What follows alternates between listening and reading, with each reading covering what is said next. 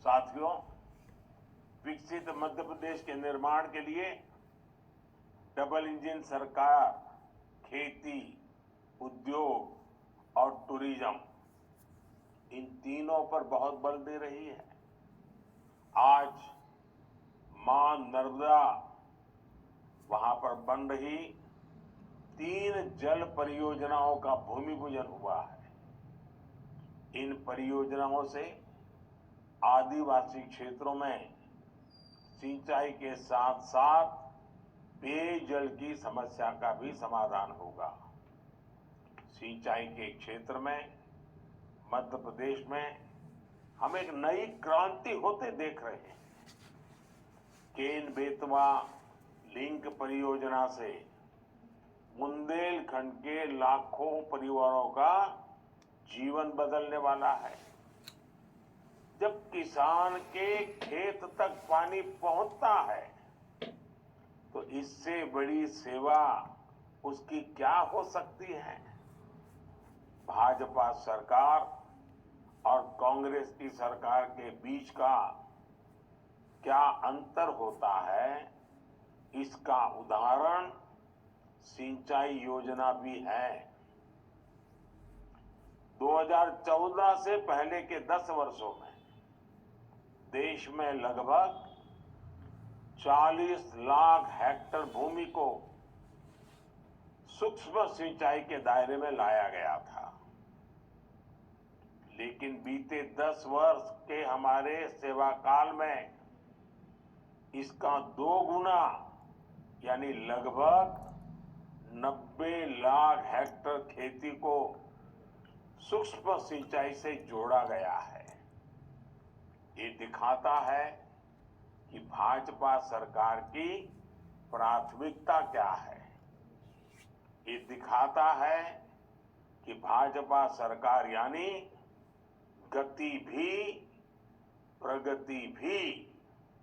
साथियों, छोटे किसानों की एक और बड़ी परेशानी गोदाम की कमी की रही है।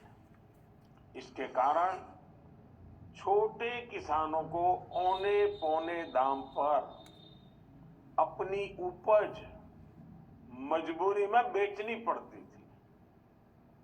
अब हम भंडारण से जुड़ी दुनिया की सबसे बड़ी योजना पर काम कर रहे हैं।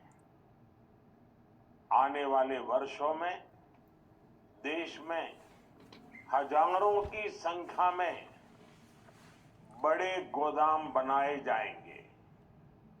इससे 700 लाख मैट्रिक टन अनाज के भंडारण की व्यवस्था देश में बनेगी। इस पर सरकार 1.25 लाख करोड़ रुपए से ज्यादा खर्च करने जा रही है। साथियों, हमारी सरकार गांव को आत्मनिर्भर बनाने पर बहुत बल दे रही है। इसके लिए सहकारिता का विस्तार किया जा रहा है। अभी तक हम दूध और गन्ने के क्षेत्र में सहकारिता के लाभ देख रहे हैं। भाजपा सरकार अनाज, फल सब्जी, मछली ऐसे हर सेक्टर में सहकारिता पर बल दे रही है। इसके लिए लाखों गांवों में सहकारी समितियों का, सहकारी संस्थानों का गठन किया जा रहा है। कोशिश यही है कि खेती हो, पशुपालन हो, मधुमक्खी पालन हो, मुर्गी पालन हो, मछली पालन हो, हर प्रकार से गांव की आय बढ़े। साथियों, गांव के विकास में अतीत में एक और बहुत बड़ी समस्या रही है। गांव की जमीन हो, गांव की प्रॉपर्टी हो, उसको लेकर अनेक विवाद रहते थे। गांव वालों को जमीन से जुड़े छोटे छोटे काम के लिए तहसीलों के चक्कर काटने पड़ते थे। अब ऐसी समस्याओं को हमारी डबल इंजन की सरकार पीएम स्वामित्व योजना के जरिए स्थायी समाधान निकाल रही है और मध्य प्रदेश तो स्वामित्व योजना के तहत बहुत अच्छा काम कर रहा है।